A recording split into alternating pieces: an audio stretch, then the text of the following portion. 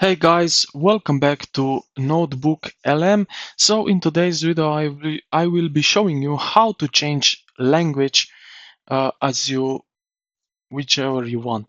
So let's get straight into it. First of all, you need to be in your Notebooklm profile. After that, we go here to the upper right corner. You will see settings button. So click on that and then output language. It will open the pop-up window, and from here you will see choose your language over right.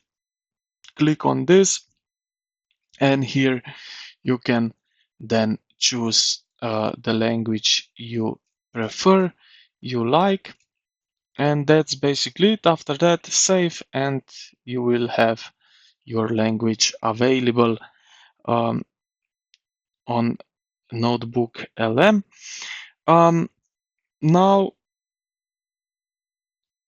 Notebooklm often default to your main Google account language, so you might also need to update your Google account language preferences or sign out and back in if it doesn't switch immediately.